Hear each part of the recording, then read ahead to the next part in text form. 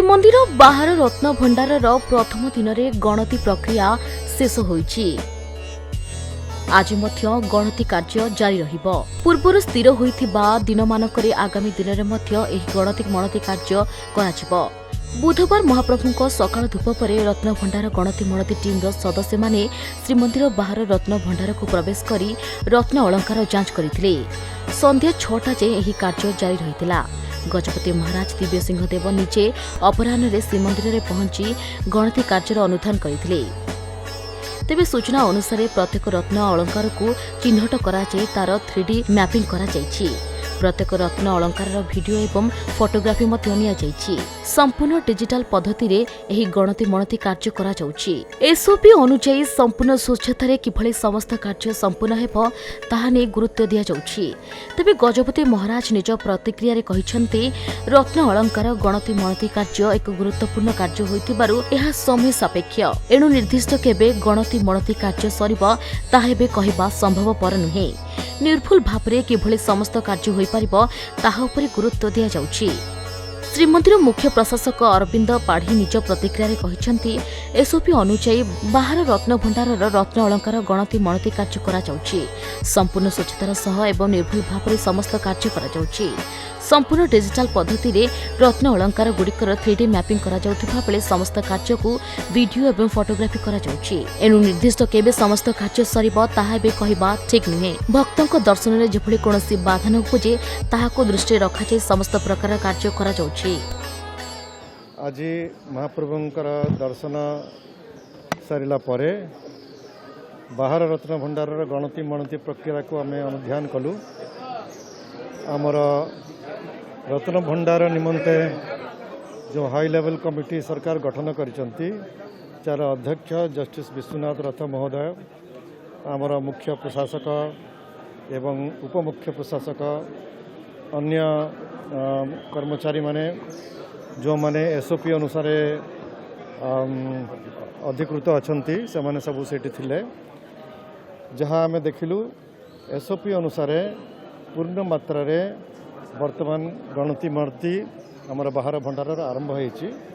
ସମୟ ଲାଗିବ, କାରଣ ପ୍ରତ୍ୟେକ ମୂଲ୍ୟବାନ ଜିନିଷ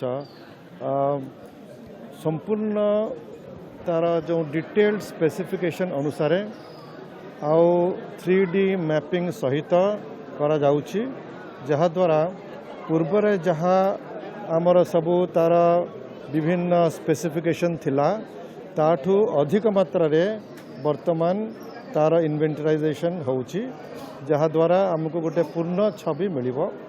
ଭ୍ୟାଲୁଏସନ୍ ତ ହେଉନାହିଁ, ଭ୍ୟାଲୁଏସନ୍ ହେବାର କୌଣସି ବ୍ୟବସ୍ଥା ନାହିଁ, ଯୋଜନା ନାହିଁ, କିନ୍ତୁ ପ୍ରତ୍ୟେକ ମୂଲ୍ୟବାନ ମହାପ୍ରଭୁଙ୍କର ଅଳଙ୍କାର ଗହଣାର ସମ୍ପୂର୍ଣ୍ଣ ମାତ୍ରାରେ ଡିଟେଲ୍ଡ ସ୍ପେସିଫିକେସନ୍ ସାଇଣ୍ଟିଫିକାଲି ଟେକ୍ନୋଲୋଜିକାଲି କରାଯାଉଛି, ଯାହାଦ୍ୱାରା ଭବିଷ୍ୟତରେ କୌଣସି ଦ୍ୱନ୍ଦ୍ୱ ରହିବ ନାହିଁ, କୌଣସି ଅସୁବିଧା ମହାପ୍ରଭୁଙ୍କ ଅଳଙ୍କାରକୁ ନେଇକି ଆଉ ରହିବ ନାହିଁ।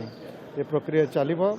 ବର୍ତ୍ତମାନ ବାହାର ଭଣ୍ଡାର ଇନଭେଣ୍ଟରାଇଜେସନ୍ ପରେ ଭିତର ରତ୍ନ ଭଣ୍ଡାର ଇନଭେଣ୍ଟରାଇଜେସନ୍ ଆରମ୍ଭ ହେବ। ୟା ସହିତ ମହାପ୍ରଭୁଙ୍କର ସେବା ପୂଜା ଚାଲିଛି, ଭକ୍ତମାନଙ୍କର ସୁବିଧାର ଦର୍ଶନ ଚାଲିଛି। ତେଣୁ ମହାପ୍ରଭୁଙ୍କର ଦୈନିକ ନୀତିକୁ ଦେଖି ଭକ୍ତମାନଙ୍କର ଦର୍ଶନ ସୁବିଧାକୁ ଦୃଷ୍ଟିରେ ରଖି ଏହି ଇନଭେଣ୍ଟରାଇଜେସନ୍ର ସମୟ ଖଞ୍ଜା ହୋଇଛି। ଆମର ମୁଖ୍ୟ ପ୍ରଶାସକ ଏହାକୁ ପରିଚାଳନା କରୁଛନ୍ତି ଏସ୍ଓପିର ନିୟମ ଅନୁସାରେ। ମହାପ୍ରଭୁଙ୍କ କୃପାରୁ ସବୁ ସୁରୁଖୁରୁରେ ସମାପନ ହେଉ। ଆମେ ଏଇ ଯେଉଁ ଇନଭେଣ୍ଟରାଇଜେସନ୍ ପ୍ରକ୍ରିୟା ଚାଲିଛି ତାର ସମୟ ସୀମା ଆମେ ରଖିପାରିବା ନାହିଁ। ମୂଳ କଥା ହେଉଛି କାର୍ଯ୍ୟଟି ସମ୍ପୂର୍ଣ୍ଣ ଉତ୍ତମ ଭାବରେ ହେଉ, ସମୟ ଲାଗୁ ପଛେ, କାରଣ ଏଇଟା ବାରମ୍ବାର ତ ହେଉନାହିଁ, ଏଥରକା ଉତ୍ତମ ଭାବରେ ଅତି ଉତ୍ତମ ଭାବରେ କରାଯାଉଛି। ତେଣୁ ସମୟ ଲାଗୁ ପଛେ। ଆଉ ଏଠି ବଡ଼ କଥା ହେଉଛି ଅନେକ ପର୍ବ ଦିନରେ ଇନଭେଣ୍ଟରାଇଜେସନ୍ ହୋଇପାରିବ ନାହିଁ। ଶନିବାର ରବିବାର ଭକ୍ତମାନଙ୍କର ଭିଡ଼ ରହୁଛି, ହୋଇପାରିବ ନାହିଁ। ତେଣୁ କେଉଁ ଦିନ ଆମର ସମ୍ଭବ ହୋଇପାରିବ ସେ ଅନୁସାରେ ମୁଖ୍ୟ ପ୍ରଶାସକ ତାଙ୍କର ନିଷ୍ପତ୍ତି ନେଉଛନ୍ତି। ସବୁଦିନ ହୋଇପାରିବ ନାହିଁ, ତେଣୁ ସମୟ ଲାଗିବ।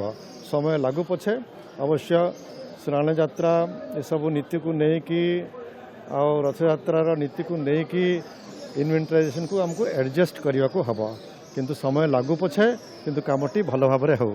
जय श्री जगन्नाथ महाप्रभु श्रीमंदिर रत्नभंडार द्वितीय पर्याय गणति प्रक्रिया आज आरंभ होती आज अप्रैल मास 8 तारिख 2026 मसीहा एवं आज जहाँ भी मार्गदर्शिका अनुजाई स्वच्छतार सहित एवं संपूर्ण निर्भुल भाव में आम करने चेष्टा करछे। प्रथमे आम महाप्रभुंकर आशीष कामना करी यही प्रक्रिया आरंभ करथिले एवं जहाँ मार्गदर्शिका अच्छी से हिसाब से भंडार मेकअप सेवक माने जेहेतु तार रक्षक थांती तार कस्टोडियन थांती बाहर रत्न भंडार जिते भी स्वर्ण अलंकार अच्छी बा आभूषण आदि अच्छी तार प्रक्रिया आरंभ है एवं जहाँ भी आम डिजिटल टूल्स व्यवहार करछे तार फोटोग्राफी बा डिजिटल फोटोग्राफी बा वीडियोग्राफी एवं विशेषकर 3D फोटोग्राफी जो करा होची 3D मैपिंग जो करा होची ताकू निखण भाव में बहुत सुंदर भाव में करा जाउची। आज निजे गजपति महाराज आम श्रीमंदिर परिचालना कमिटीर अध्यक्ष निजे आसिकी ताकू निरीक्षण करथिले एवं से संतोष प्रकाश करथिले एवं जेते भी सेवक भाई माने अछंती समस्ते सेतिरे शामिल हेतिले आमे समस्तंकु सेतिपय कृतज्ञता ज्ञापन करछु। भक्त एवं श्रद्धालु माने मध्य बाहर काठरू दर्शन करिसंती तेणु तांकर भी भक्त मानकर भी कौन प्रकार सेमती किसी अभियोग रहिबो नाही बोली आमे भाबुचे। सुरक्षा दृष्टिकोण जहाँ भी एसओपी रे अच्छी एसपी निजे प्रत्यक्ष भाव में उपस्थित रही करते 3D मैपिंग पाई आम जिलापाल को दायित्व न्यस्त करूँ से व्यक्तिगत भाव में रही से कार्य को से करुले एवं निरीक्षण दल बा तदारक दल जो अच्छी सुपरवाइजिंग टीम से आम निजे रही आमर पद्मश्री सुदर्शन पट्टनायक से सदस्य हिसाब से रही एवं आमर परिचालना कमिटीर सदस्य रत्नभंडार सब कमिटीर सदस्य भंडार मेकअप सदस्य सतीशा निजोग नायक तढ़ौकरण देवलकरण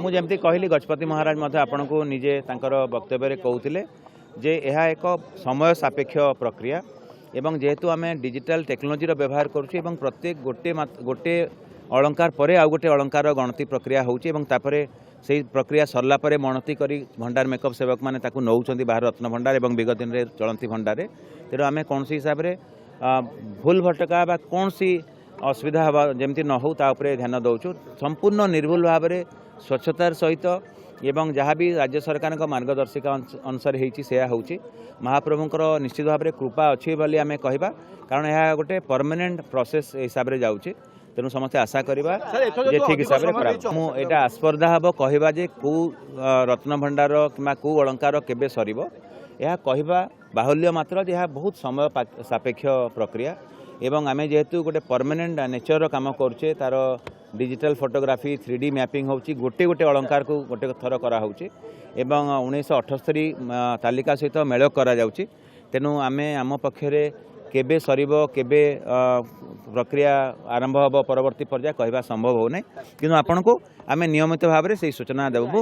आज महाप्रभुंकर द्वितीय पर्यायर गणतिमूलती कार्य अति सुंदर भाव में आरंभ होती सकाळ प्राय 11:50 आरंभ हो संध्या 5:50 पर्यंत प्राय 6 घंटा पर्यंत ये कार्यक्रम चलला जहाँकि बाहर रत्न भंडार जहाँ कि विभिन्न पर्वपर्वाणी सुनावेश ठारू आरंभ कर विभिन्न पर्वपर्वाणी महाप्रभु व्यवहृत होता समस्त अलंकार आज पुराणा रेकर्ड 78 रेकर्ड एवं आज रेकर्ड सहित मेलक करा प्रत्येक अलंकार को आमर डिजिटाइजेशन करी फोटोग्राफी करी एवं सठिक भाव काउंटिंग करी आज आमर गणति हुई आम भंडार मेकअप जिम्मा देचु सी ताकू जमी पूर्व पद्धति अनुसार रखुले से अनुसार रखु 20-23 आइटम खंडे पाखापाखि होती आज बहुत आज्ञा काली आसंता काली चलो कंटिन्यू एने 4 दिन खंडे एने चलो किंतु अति सुंदर भाव में केमती भक्त मैंने केमती दर्शन करें दर्शन और महाप्रभु नीति सुरुखुर रोचे आम तो कहीपर नहीं किंतु आशा करा बाहर रत्न भंडार कार्य सरी जापे बोली जहाँ प्रभु इच्छा किंतु अति सुंदर भाव में एवं निर्भुल भाव में चली। ब्यूरो रिपोर्ट खबर ओडिशा।